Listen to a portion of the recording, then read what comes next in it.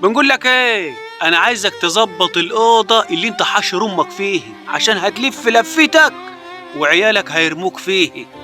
يا راجل اتق ربنا في امك يا راجل، ده احنا في شهر رمضان، شهر مفترج. تارك امك لوحديها تفطر لوحديه وتروح تفطر مع عيالك ومراتك.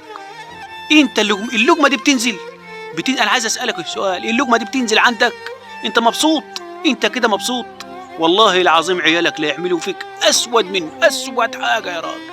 بقول لك اتقي ربنا يا راجل، ده احنا في شهر رمضان، شهر مفترج. يا مغفل يا مغفل، قسما بالله انت مغفل. تعرف ليه؟ عشان انت رامي ودنك ديت لمراتك وعيالك. والله ما هينفعوك، والله ربنا ما هيرضى عنك، ولا ربنا هيرزقك، ولا ربنا هيبارك لك في اي حاجه وانت عامل في امك كده.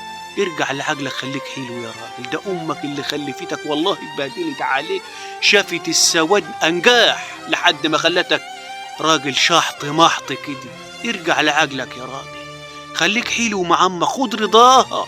يا عالم امك دي تيجي عليها رمضان ولا ما يجيش؟ خد رضا امك قبل امك ما تروح يا راجل. ارجع لنفسك يا راجل. والله الشيطان ضحك عليك، الشيطان ضحك عليك وموديك في سكة أسود منها ما في. ارجع لعقلك وخليك حلو مع أمك، خد رضاها يا مغفل.